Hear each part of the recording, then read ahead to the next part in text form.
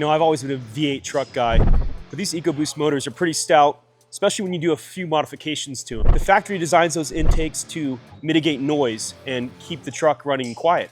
We don't want our trucks quiet. That's why we modify them. You know, I know a lot of you guys online, you like to say intakes don't do anything and the stock cold air is good enough.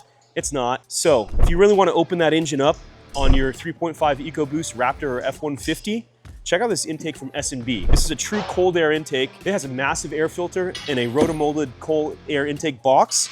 It does have a front scoop on it, and it's pulling air from the fender well, just like the factory intake, which is gonna flow about 40% more than the factory air box and air filter system. Now, you're not gonna get a ton of power out of one of these on a stock truck, but once you start adding other mods, this is very conducive. They work synergistically together. So on this Raptor, we're gonna be going with a Cobb intercooler. We also have a Cobb access port. We're gonna be putting a custom goose tune on this vehicle. Not only that, we have the dry filter version here. This is actually a better air filter in ISO testing than the factory Motorcraft filter.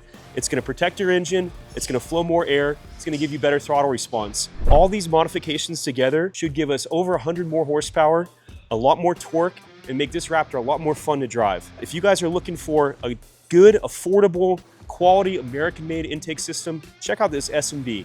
They sell for $379 retail. We got free shipping on them at battlebornoffroad.com.